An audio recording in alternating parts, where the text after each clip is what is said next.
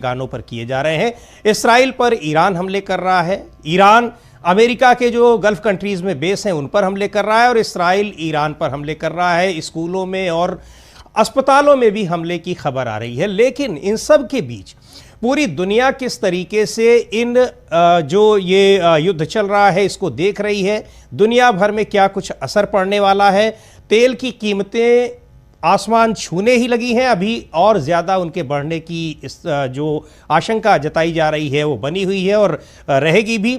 इन सब के बीच हम जानने की कोशिश करेंगे कि आखिर ये युद्ध रुकेगा या भी आगे चलेगा और दुनिया भर में इसका असर क्या कुछ पड़ेगा। इस पूरे मुद्दे पर बात करने के लिए हमारे साथ विदेश मामलों के जानकार हैं और ख़ास तौर पर पश्चिम एशिया और दक्षिण एशिया के जानकार, जेएनयू में जो studies of school of international studies है उसमें एसोसिएट प्रोफेसर हैं डॉक्टर राहुल मिश्रा। डॉक्टर राहुल मिश्रा, आपका बहुत बहुत स्वागत है इस कार्यक्रम में। और सबसे पहले आपसे हम यही जानना चाहेंगे कि क्या जो कुछ चीज़ें दिखाई पड़ रही हैं, ईरान जिस तरीके से रिटेलिएट कर रहा है, तो क्या अमेरिका और इसराइल दोनों ने ही ईरान को समझने में कोई गलती की है या फिर इस चीज़ को वो जान रहे थे, इसी तरीके से रिटेलिएशन होना है, ये उनको पता था और ये सब कुछ सोच समझकर उन्होंने ईरान पर हमला किया है? देखिए, ये सबसे पहली बात समीर जी, ये हमें अपने दिमाग में रखना पड़ेगा कि इजराइल का ये मानना था, वो अमेरिका को इस चीज के लिए निश्चिंत करने की कोशिश कर रहा था कि ये एक सोचा समझा हुआ एक प्लान है, ये एक कैलकुलेटेड रिस्क है। इस कैलकुलेटेड रिस्क को अमेरिका पिछले 30 साल से इवेल्युएट कर रहा है और किसी भी राष्ट्रपति ने इस पूरे इवेल्युएशन के बाद उसने ये बहुत ही समझदारी भरा कदम नहीं समझा कि ईरान पर हमला कर दिया जाए। ईरान अपना परमाणु प्रोग्राम पिछले 30 सालों से हमेशा ये न्यूज आती रहती है ऑफ एंड ऑन कि ईरान अपना परमाणु कार्यक्रम को आगे बढ़ा रहा है और सिविलियन न्यूक्लियर टेक्नोलॉजी को मिलिट्री में कन्वर्ट कर रहा है। लेकिन ये ट्रंप जैसे ही तानाशाह का डिसीजन हो सकता था कि ईरान जैसे देश पर हमला करें। ये कैलकुलेटेड रिस्क नहीं है, ये कैलकुलेटेड अटेम्प्ट टू सुसाइड है।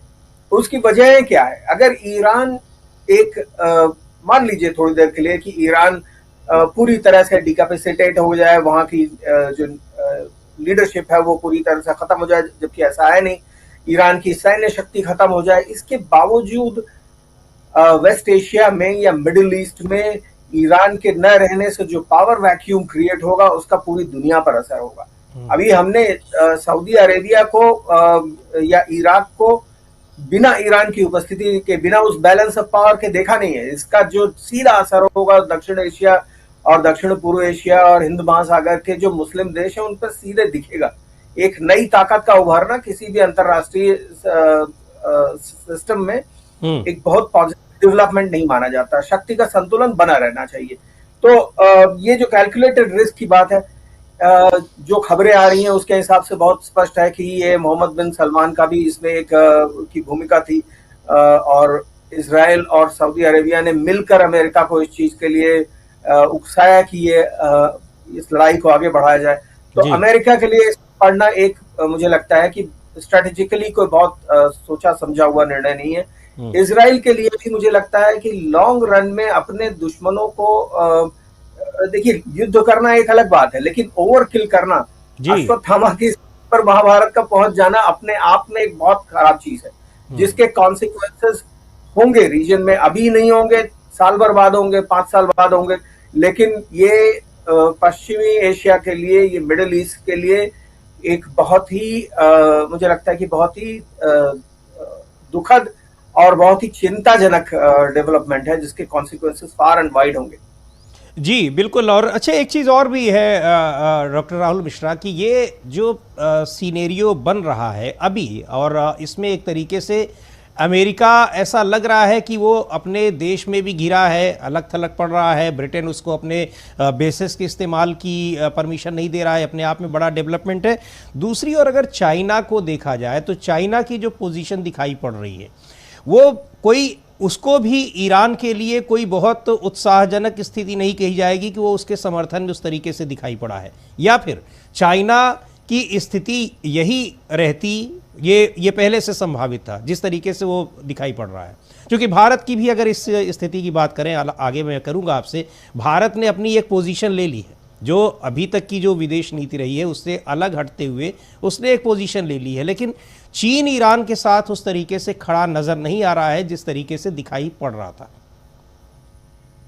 देखिए, चीन की विदेश नीति को अगर हम देखें तो पिछले लगभग 8 दशकों में चीन ने कभी किसी मुद्दे पे, अगर वो उसके इमीडिएट नेबरहुड से जुड़ा नहीं है, जैसे उत्तर कोरिया का मसला था 1950 के दशक में, या वियतनाम है या दक्षिण चीन सागर है, तो किसी भी अपने इमीडिएट नेबरहुड, अपने सीधे जो पड़ोसी है उससे अगर जुड़ा मसला नहीं है, तो चीन ने कभी भी एक मुखर और आक्रामक निर्णय नहीं लिया है, एक ऐसी पोजीशन नहीं ली है जिसमें उसके पत्ते साफ टेबल पर सामने दिखे।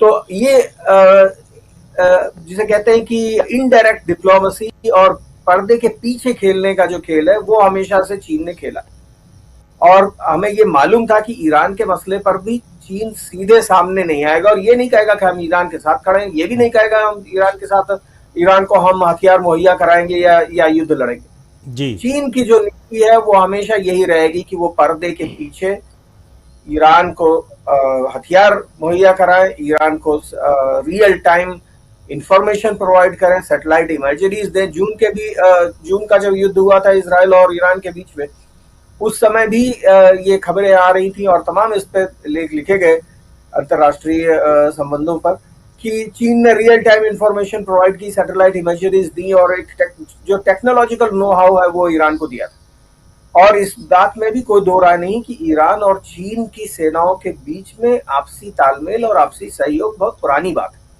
तो मुझे लगता है कहीं ना कहीं और ईरान का जो यूरेनियम संवर्धन कार्यक्रम है उसमें भी मानी जाती है, चीन की भी भूमिका मानी जाती है और रूस की भी भूमिका मानी जाती है। अब सच क्या है ये तो हमें तभी पता चलेगा जब इनके कॉन्फिडेंशियल डेटा सामने आएंगे, लेकिन मुझे लगता है चीन अपनी जो नीतियां हैं पर्दे के पीछे रह के ईरान को जैसा समर्थन दे सकता है, बिना सामने आए, बिना अमेरिका के या बिना इजराइल के गुस्से का शिकार हुए या उनसे सीधे डायरेक्ट कॉन्फ्रंटेशन के, जितना कुछ चीन कर सकता है वो करेगा जी।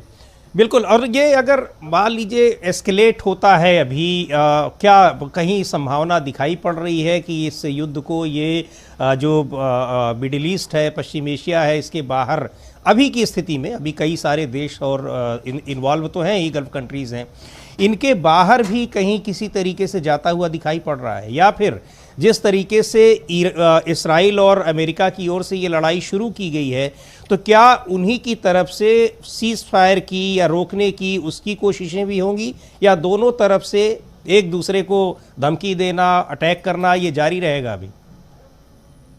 बड़ा ही अच्छा सवाल पूछा आपने समीर जी। देखिए, पहले ही दिन जब ईरान पर हमले किए गए उसके तुरंत बाद मतलब मुझे 10 घंटों के अंदर ट्रंप ने खुद ही कह दिया कि ईरान हमसे बात करना चाहता है और हम बात करने के लिए तैयार हैं। अमेरिका ये जानता है कि जैसे हमेशा होता है कि बड़े आदमी और एक छोटे आदमी के बीच में लड़ाई अगर हो तो छोटे का एक पड़ जो है वो बड़े के 100 घूसों का बराबर होता है। तो अमेरिका जानता है कि इस युद्ध में ईरान अगर छोटा भी डैमेज करता है, जैसा कि उसने ऑलरेडी कर रखा है कि अमेरिका के तमाम बेस जो मिडिल ईस्ट में है, गल्फ रीजन में है, उन पर हमले किए हैं, उनके शिप्स पर हमले किए हैं, ये अपने आप में बहुत बड़ा संदेश है। अमेरिका मुझे लगता है एक लेवल के बाद इस युद्ध में आगे जाने की स्थिति में नहीं है, क्योंकि अमेरिकी जनता जो है वो पहले से ही इस युद्ध के समर्थन में नहीं है, क्योंकि इसमें अमेरिका का ना कोई हित है ना कोई तात्कालिक कारण है। जो लड़ाई थी जून से फरवरी तक आप क्यों खींच के लाए, तो वो नदी के किनारे शेर और मेमने की कहानी है कि आप कह रहे हैं कि पहले कभी तुमने किया, तुम्हारे बाप दादों ने किया था, इसलिए मैं हमला कर दूंगा, वो बात समझ नहीं आती है। तो अमेरिकी जनता के समर्थन में नहीं है। इजराइल का जहां तक सवाल है और इस क्षेत्र की स्टेबिलिटी का सवाल है, ईरान ने पिछली बार भी कहा था और बहुत ही स्पष्ट है ईरान की नीति, आपने मुझ पर हमला किया तो मैं उसके जवाब में इतना तो कम से कम करूंगा कि मेरा आत्मसम्मान बचा रहे, ईरान की जनता के सामने सम्मान रहे, क्षेत्र में जो उसकी साख है उस पर कोई आंच ना आए, और तीसरी चीज एक सम्मानजनक इसका सोल्यूशन हो। मुझे लगता है ईरान ने ऑलरेडी ये काम कर दिया। उसने गल्फ रीजन के हर देश पर जिसको भी उसने समझा कि ये युद्ध में या कॉन्स्पिरेसी में इन्वॉल्व है, उस पर हमला कर दिया और सिर्फ अमेरिकी बेसिस पे हमला किया। तो जी उसने कर दिया और एक उसके लिए फेस सेविंग जिसे कहते हैं, फेस सेविंग उसे मिल चुकी है। लेकिन मेरे ख्याल से ईरान के लिए अभी ये एक तरह से जीवन मरण का प्रश्न है। खमेनेई का ना होना और ईरान की पूरी लीडरशिप का साफ होना उनके लिए इससे बड़ी कौन सी युद्ध की दशा आएगी और इससे बड़ी कौन सी इमरजेंसी होगी। तो मुझे लगता है ईरान जिस दिन ये निर्णय कर लेगा कि उसके पास अब खोने को कुछ नहीं है और सिर्फ युद्ध में जाना है, तो अमेरिका और इजराइल दोनों के लिए और गल्फ के तमाम देशों के लिए ये बहुत परेशानी की स्थिति होगी। ईरान ने बार बार इस बात को प्रूव किया है कि ना वो वेनेजुएला है, ना वो इराक है, ना वो कुवैत है। वो एक ऐसा देश नहीं है, एक पूरे अपना एक सिविलाइजेशन है जिसकी अपनी ताकत है, अपनी डिप्लोमेटिक रिलेशंस है। अच्छा, ये भी हमें ध्यान में रखना चाहिए कि अभी ईरान के समर्थन में जो देश हैं वो इस स्थिति को इवेल्युएट कर रहे हैं, क्योंकि इजराइल ने किया है पिछले 30 सालों में, इजराइल ने तमाम देशों के साथ अपने संबंधों को बहुत मजबूत कर लिया। भारत भी उसमें एक देश आता है। जी हाँ। रूस के बारे में आप देखिए कि व्लादिमीर पुतिन ने कहा कि भाई हम इजराइल के खिलाफ नहीं, क्योंकि हमारे जो यहूदी भाई बहन है वो तो उसी देश से अपनी एलिजियंस जोड़ते हैं और हमारा भी उसमें सिविलाइजेशनल स्टेक है। तो ये बात ध्यान में रखने वाली कि इजराइल की डिप्लोमेसी बहुत ही स्ट्रेटेजिकली डिजाइन हुई है और उस पर उन्होंने काम किया है। लेकिन ये मुझे लगता है देखना दिलचस्प होगा कि इवेंचुअली कौन से देश हैं जो ईरान के साथ आते हैं। और इसमें सऊदी अरेबिया ने जो जबरदस्ती आग में घी डालने का काम किया है उसके भी रिजल्ट होंगे। मोहम्मद बिन सलमान से के पुरखे उनसे बहुत ज्यादा एक्सपीरियंस्ड और बहुत ज्यादा डिप्लोमेसी और स्टेट क्राफ्ट को जानते थे। ईरान जैसे सिविलाइजेशनल स्टेट जिसमें एक आपके इस्लामिक वर्ल्ड में ही शिया और सुन्नी के बीच के आपस के भी फंडामेंटल डिफरेंसेस है, उसको एक छोटा ऑर्डिनरी स्टेट मानकर, पोस्ट कॉलोनियल स्टेट मानकर हमला करवाना कोई बहुत समझदारी का खेल नहीं है। इसमें मुझे लगता है कि पिछले 2000 साल की 3000 साल की जो ऐतिहासिक पृष्ठभूमि है उसे भी ध्यान में रखना चाहिए। ईरान एज ए सिविलाइजेशन इसे भूलेगा नहीं। अमेरिका और बीबीसी हालांकि बहुत सारा कुछ दिखा रहा है कि ईरान के लोग जश्न मना रहे हैं। मेरा पहला पीएचडी स्टूडेंट एक ईरानियन है जो ईरान में बेस्ड है जी। और उसने मुझे कहा कि खमेनी के मरने के बाद सबसे बड़ा जो रिजल्ट आया वो ये है कि ईरान के लोग इकट्ठा हो गए। हाँ, तो ईरान की सड़कों पर दिखाई भी पड़ रहा है राहुल भाई। यहाँ आप हम लोग लगातार देख रहे हैं कि लाखों की संख्या में लोग सड़कों पर उतरे हैं। और अभी आज मैं एक विजुअल देख रहा था जिसमें वो एक स्कूल में जो हमला किया है इसराइल ने, वहाँ करीब 150 से ज़्यादा छात्र स्टूडेंट थे, उनकी मौत हुई है। उनका जो फ्यूनरल हुआ था, लाखों लोग वहाँ पर उस फ्यूनरल में जमा हैं।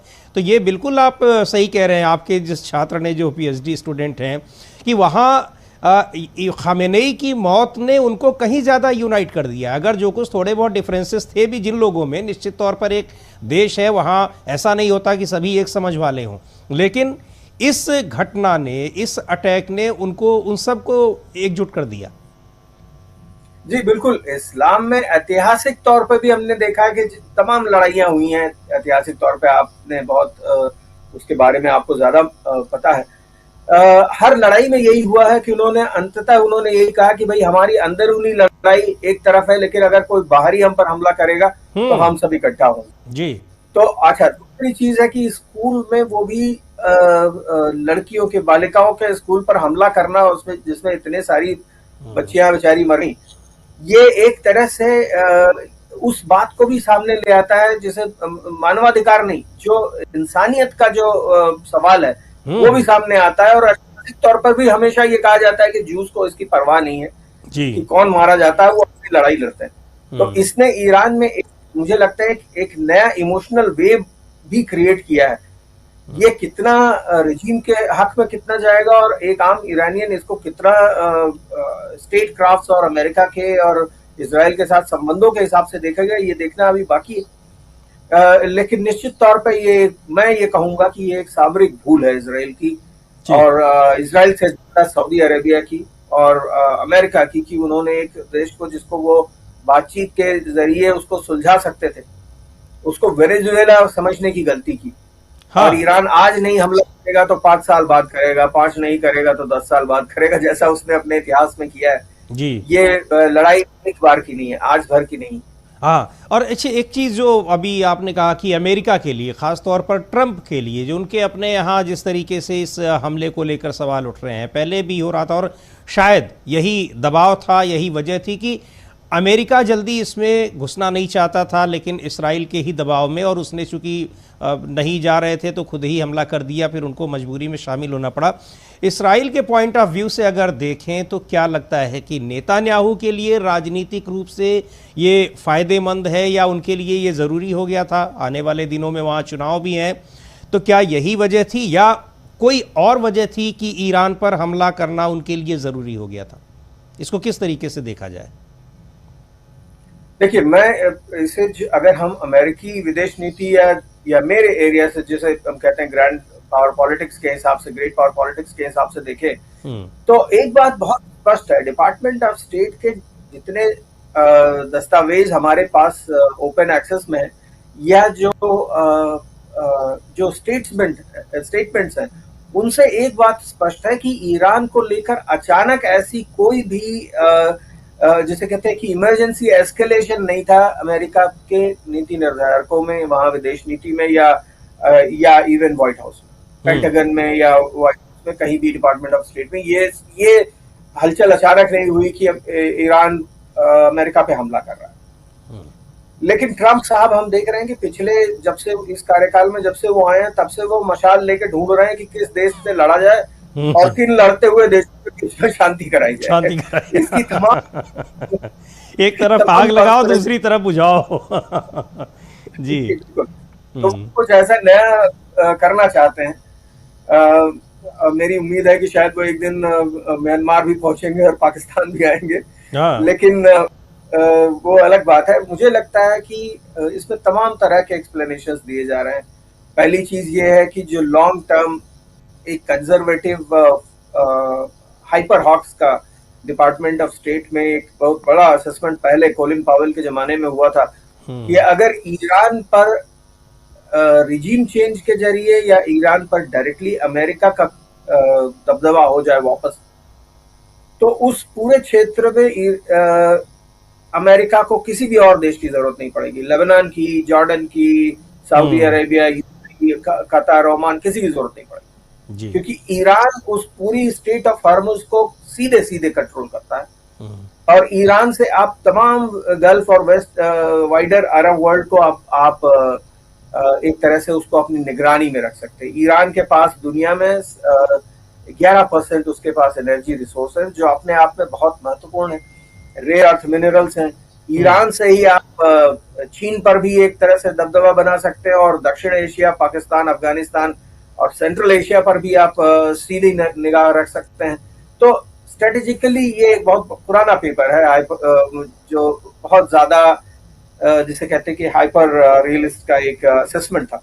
मुझे नहीं लगता ट्रंप ने वो पेपर पढ़ा होगा और ट्रंप को वो बात समझ में आई होगी, लेकिन उनके हिसाब से ईरान एक ऐसा देश था जिसने हिजबुल्लाह को समर्थन किया, जिसने हमास को समर्थन किया, और उनकी ट्रंप के घनिष्ठ मित्र नेतन्याहू को अभी चुनाव भी लड़ना है, जैसा कि आपने कहा, और उन्हें इस चैलेंज को पूरी तरह से इरेडिकेट करना। यहाँ पे सवाल आता है नेतन्याहू के लिए क्या जरूरी। नेतन्याहू भी अपनी एक लेगेसी छोड़ना चाहते हैं इजराइल की पॉलिटिक्स में, और उनके लिए सबसे बड़ा चैलेंज यही है कि हमने पूरा हमास और हिजबुल्लाह को जड़ों से समाप्त कर दिया।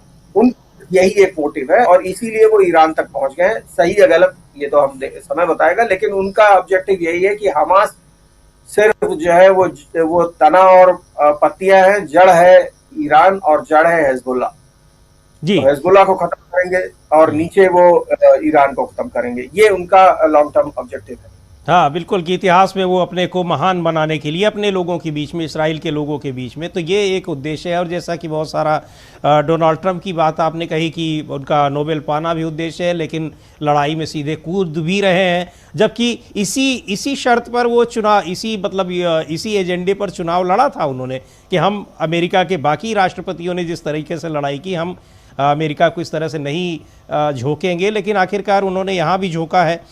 एक चीज़ और राहुल जी, की जो ये अब डोनाल्ड ट्रंप के लिए ये भी कहा जा रहा है, कुछ एक्सपर्ट से हमारी और बात हो रही थी कि भाई ट्रंप के लिए अब कुछ उनका कोई पॉलिटिकल एम्बिशन नहीं है, जो कुछ था अब तो अब दूसरा टर्म है उनका पूरा होगा, कांग्रेस में उनकी जीत होगी हार होगी, इससे भी कोई बहुत उनका वास्ता नहीं है। लेकिन अगर अमेरिका देश के पॉइंट ऑफ व्यू से देखा जाए तो ईरान पर ये अटैक क्या आगे चलकर उनको कितना, जैसे अब जो मकसद है कि यहाँ पर वो रेजीम चेंज कर लेते हैं तो कुछ बदल जाएगा, रेजीम चेंज होने की संभावना फिलहाल तो नहीं दिखाई पड़ रही है। इसको अमेरिका के फ़ायदे के रूप में अगर देखा जाए तो कहाँ इस ईरान पर अटैक करने का उसको क्या कोई फ़ायदा ऐसा है जो ट्रंप बता सके अपने देश के लोगों को, या तो जो दिखाई पड़ रहा हो? देखिए समीर जी, ये जो रिजीम चेंज की थियरी थी ये 70, 80 और 90 के दशक तक बड़ी इफेक्टिव थी कि आप एक तानाशाह को या एक राष्ट्रपति प्रधानमंत्री को मार दीजिए और उसकी जगह दूसरे डिप्लॉय कर दीजिए और बात खत्म हो जाती थी। आज सोशल मीडिया के और दुनिया के तमाम वेब ऑफ नेटवर्क से जुड़े होने के बाद ऐसा संभव नहीं है। आप एक लीडर को हटाएंगे, वेनेजुएला तक में तो ये रिजीम चेंज कर नहीं पाए। मादुरो के घर ले और पूरा का पूरा सारा कुछ सिस्टम तो वही है। हाँ बिल्कुल, कैसे बदल नहीं। आप अफगानिस्तान में ऐसा करके देख लीजिए, इतनी बार गुड तालिबान बैड तालिबान हुआ जी, तालिबान ने अपने हिसाब से चीजों को डिसाइड किया। तो रिजीम चेंज की जो थियरी थी वो आज की जो हमारी अभी कॉन्टेम्परेरी वर्ल्ड ऑर्डर है और इंटरनेशनल रिलेशंस है उसमें फिट नहीं बैठता किसी भी देश में। आप नॉर्थ कोरिया जोंग उनको भी मार देंगे तो उसकी बेटी अब उत्तराधिकारी है और एक चेन ऑफ कमांड है हर जगह। तो रिजीम थियरी सक्सेसफुल नहीं है एज एन एक्सप्लेनेशन। दूसरा सवाल जो आपने पूछा बहुत महत्वपूर्ण कि ट्रंप क्या लेगेसी छोड़ के जाना चाहते हैं। देखिए, ट्रंप राष्ट्रपति बनने से पहले ट्रंप एक अरबपति थे, बिजनेसमैन, और राष्ट्रपति की गद्दी छोड़ने के बाद वो चाहते हैं कि वो उससे भी ज्यादा 100 गुने या 1000 गुने ज्यादा बड़ा बिजनेस लेकर के वापस अपने क्षेत्र में जाए और इस तरह के काम करें। तो मुझे लगता है कि अब राष्ट्रपति ट्रंप की नीतियां बहुत ही तेजी से ट्रांजैक्शनल हो रही हैं। हमने टैरिफ को हमेशा ये सोच करके देखा और दुनिया के तमाम देशों को अमेरिका पर इस पर गुस्सा भी आया कि अमेरिका तो हमारा दोस्त है लेकिन वो क्या कर रहा है। लेकिन ये सारी नीतियां एक बिजनेसमैन के हिसाब से हैं। वो अपने फेलो मिलियनेयर्स को, फेलो कंपनीज को प्रॉफिट कराना चाहते हैं और इसके लिए उन्होंने एक टैरिफ्स को एक टूल के रूप में यूज किया है। आगे आने वाले अमेरिकी एडमिनिस्ट्रेशन भी ये बात कहेंगे कि कंपनीज के कैसे एमएनसीज के इंटरेस्ट के हितों को सामने रख करके इन नीतियों को टैरिफ इम्पोजिशंस को रखा गया। सुप्रीम कोर्ट ने वहां की ऑलरेडी ये बात कह दी है कि ये टैरिफ जो है वो इलीगल है, तो वो 5 महीने चलेंगे, फिर देखिए क्या होता है। तो मुझे लगता है कि हर क्षेत्र में इजराइल के साथ इस युद्ध को लड़ने से ट्रंप को कितना फायदा होगा ये भी एक सवाल है जिसको हमें आगे ही पता चलेगा। लेकिन कहीं ना कहीं अपने व्यक्तिगत हितों को ट्रंप सामने रख रहे हैं और ये आगे आने वाले महीनों में, आगे आने वाले करीब 2 सालों में हमें और ज्यादा दिखेगा। अमेरिकी प्रशासन, वहां की गवर्नमेंट, हाउस ऑफ कॉमन्स कैसे, इस हाउस ऑफ रिप्रेजेंटेटिव्स उसको कैसे हैंडल करता है, ये सवाल होगा देखने लायक और बहुत दिलचस्प। इस सवाल को हमें लगता है कि तो एडमिनिस्ट्रेशन में जो वहां सेपरेशन ऑफ पावर्स है और बैलेंस ऑफ पावर है वो देखने लायक होगा कि ट्रंप कितना अपनी नीतियों को लेकर के आगे बढ़ सकते हैं। साथ ही मुझे लगता है, क्योंकि आपने भविष्य की बात की, मैं इस बात पर बहुत सरप्राइज नहीं होऊंगा अगर ट्रंप पर आगे आने वाले दिनों में हमले होते हैं जैसी उनकी नीति है, क्योंकि ये सवाल जो है वो सिर्फ स्टेट टू स्टेट कॉन्फ्लिक्ट का नहीं है, आतंकवाद का भी है, या कहिए कि मिलिशिया और फिदाइन का भी इसमें अब रोल बढ़ेगा। अगर वो क्षेत्र में खासतौर से इस्लामिक वर्ल्ड में ज्यादा इंटरफेरेंस करेंगे तो ये एक खतरा उन पर मंडराएगा। अगर वो अमेरिका बैठे रहते हैं तो अलग बात है, लेकिन क्षेत्र में आएंगे तो परिस्थितियां खराब। एक लास्ट पॉइंट मैं ये कहना चाहता हूँ, ये कॉन्स्पिरेसी थ्योरी है मुझे मालूम है, लेकिन इस बात पर तमाम जो अमेरिकी चैनल्स हैं और अमेरिकी स्कॉलर्स हैं वो ये कह रहे हैं कि ईरान पर अचानक हमला और इजराइल और सऊदी अरेबिया का बड़ी तत्परता से साथ देने के पीछे कहीं न कहीं एप्स्टीन फाइल्स का भी हाथ है।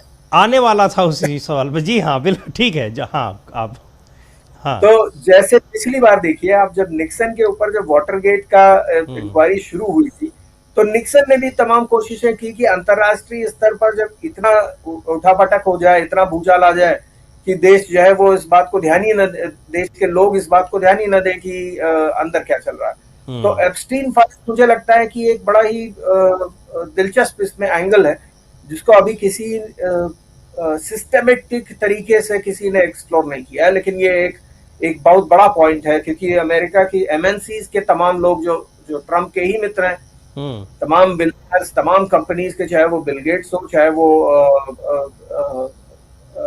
बाकी कंपनियों के लोग हो, बिल क्लिंटन हो, सब पर उंगली उठी है। तो अपनी बिरादरी के लोगों को बचाने के लिए शायद ट्रम्प साहब कूद पड़े हैं, ऐसा अमेरिकी एनालिस्ट मान रहे हैं उनकी अपनी डोमेस्टिक पॉलिटिक्स में, जो कि एक काफी वैलिड पॉइंट है। कितना सही है ये देखने वाली दिलचस्प बात है। जी बिल्कुल, कितना सही है वो तो बाद में ही पता लगेगा।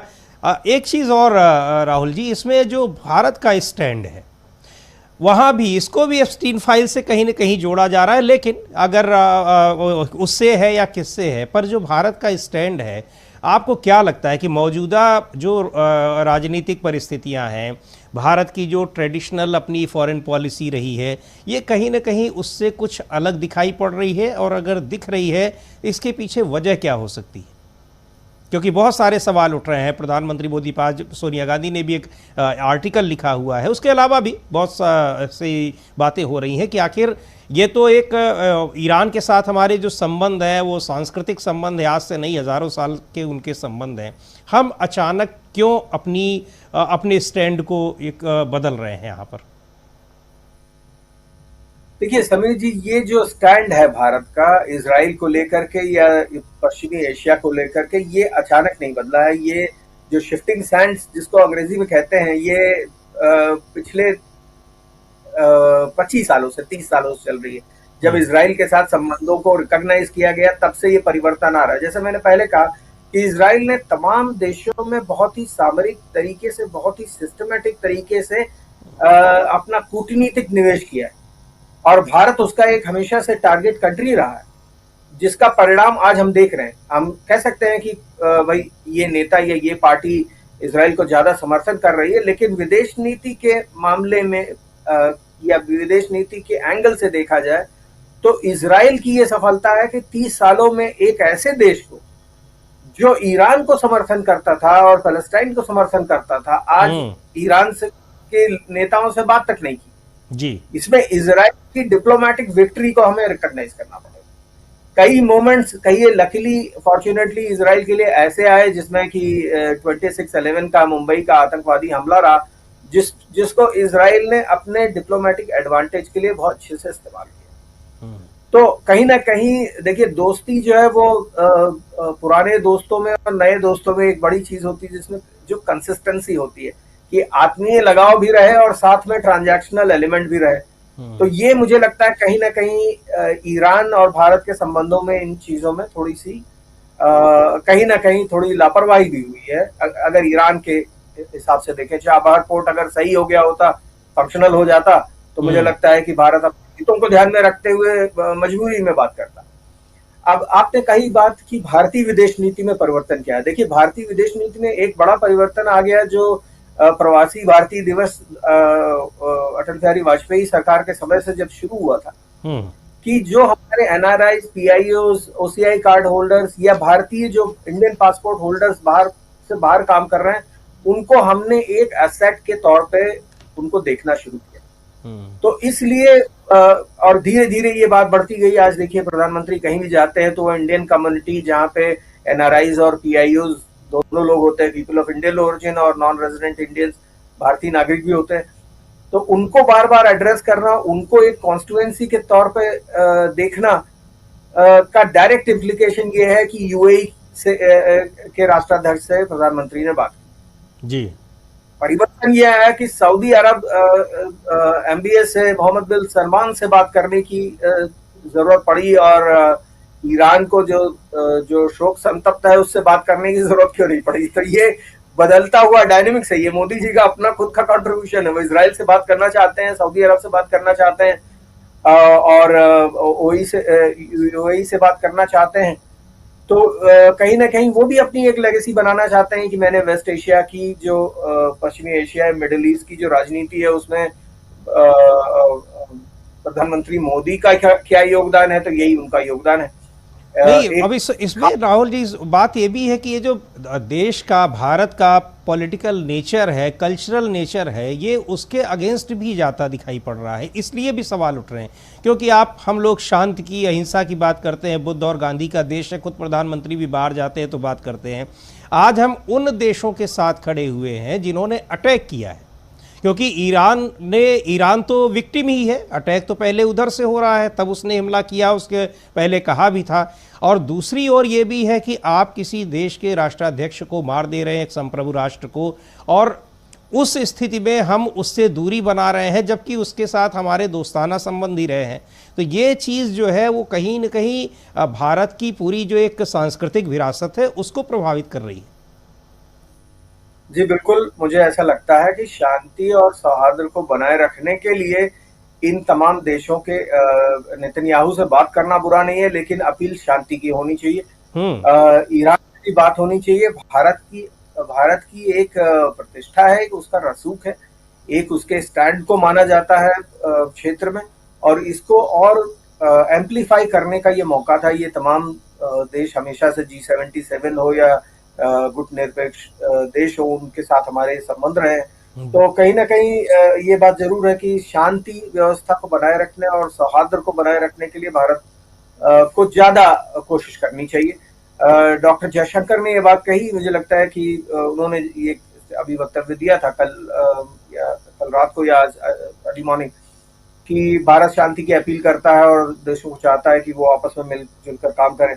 लेकिन भारत की जो नीति है पश्चिम एशिया को लेकर के, उसमें बहुत ही क्लियर एक डिपार्चर पॉइंट आ चुका है। ये एक ब्रेकअवे पॉइंट है जब हम अपने हितों को बाइनरीज में देख रहे हैं जी। ये देश हमारे लिए ठीक है, ये देश हमारे लिए नहीं ठीक है। इसके अपने परिणाम भी होंगे। और देखिए, दुनिया के तमाम देशों ने इन हमलों की निंदा की है। वो सिर्फ रूस या इस तरह के देश नहीं है जिनके अमेरिका के साथ ताल्लुकात खराब है। लेकिन दिलचस्प ये भी है कि यूनाइटेड किंगडम और यूरोप के तमाम देश उन्होंने कहा कि नहीं, ईरान के लिए ये अच्छी, ईरान के लोगों के लिए एक बड़ा लिबरेशन का मोमेंट है। तो मुझे लगता है कि विश्व के तमाम देश अभी जो उनकी नीतियों में परिवर्तन आया है, वो शायद इस वजह से भी आया है कि ईरान ने अपने को कहीं ना कहीं अलग थलग कर लिया था। उसके रिजीम ने इंटरनेशनल लेवल पे, इंटरनेशनल डिप्लोमेसी में इजराइल कितनी तेजी से काम कर रहा था दुनिया के तमाम देशों को अपने नजदीक लाने के लिए, उस पर भी काम नहीं हुआ। एक दिलचस्प संयोग है कि इस हमले से ठीक पहले प्रधानमंत्री मोदी इजराइल में थे जी। और उनके आते ही घटना हो गई। तो कहीं ना कहीं ये भी एक मैसेज देता है कि कैसे भारत जैसे देश जो पहले गुटनिरपेक्ष थे, नॉन अलाइंड थे, न्यूट्रल थे, आज वो जाने अनजाने सीधे इस युद्ध के पहले या बाद में वहां उस जगह पहुंच जाते हैं। और उनकी जो नीतियां हैं उनमें भी सीधा सीधा एक तरह से कहिए कि व्यापक परिवर्तन दिख रहा है। तो ये एक मुझे लगता है कि काफी दिलचस्प और काफी सोचने को मजबूर करने वाला परिवर्तन है। भारत को ऐसा करना, ये एक सवाल जरूर है कि भारत के नीति निर्धारकों को इस बाइनरी में पढ़ना चाहिए या नहीं पढ़ना चाहिए। हो सकता है कि जयशंकर इस बात का इंतजार कर रहे हो कि जब विदेश मंत्री का अपॉइंटमेंट हो जाएगा ईरान में तब वो बात करेंगे, क्योंकि भारत के स्टेक्स तो ईरान में भी हैं। क्योंकि कश्मीर और हैदराबाद से हजारों की संख्या में, अगर लाखों नहीं कहें तो हजारों की संख्या में कश्मीर और हैदराबाद, दिल्ली से तमाम मेरे कुछ परिचित है जो लखनऊ से बहुत लोग हैं राहुल जी, लखनऊ से बहुत बड़ी संख्या में लोग पढ़ने लिखने जाते हैं। मैं बात कर रहा था, जो लोग MBBS की डिग्रीज के लिए जाते हैं ईरान, मेडिकल की डिग्रीज जाते हैं, इंजीनियरिंग डिग्रीज के लिए जाते हैं, तो एक शिया समुदाय का बड़ा ही इमोशनल अटैचमेंट है। और मोदी जी ने शिया समुदाय के लिए तो अपनी, अगर कहें कि भारत के अंदरूनी राजनीति में तो शियाओं के साथ मोदी जी ने बड़े अच्छे आत्मीय संबंध बना रखे हैं। तो उसके चलते ही ईरान से बात करनी चाहिए। मुझे लगता है कि शायद आगे समय आएगा। लेकिन ईरान के साथ जैसा आपने कहा कि हमारे संबंध सिर्फ डिप्लोमेटिक नहीं है, ये एक सांस्कृतिक संबंध है जिसमें दोनों देशों के लोगों के इमोशंस इन्वॉल्व हैं, उनकी संवेदनाएं हैं, उनका प्रेम, आपसी प्रेम भी है और आपसी उनके संबंध हैं जिसको हम नकार नहीं सकते। बिल्कुल, बिल्कुल। बहुत बहुत धन्यवाद डॉक्टर राहुल मिश्रा, आपने इतनी सारी जानकारी दी, आपने बातचीत की, आपने समय दिया अपना, बहुत बहुत शुक्रिया इसके लिए।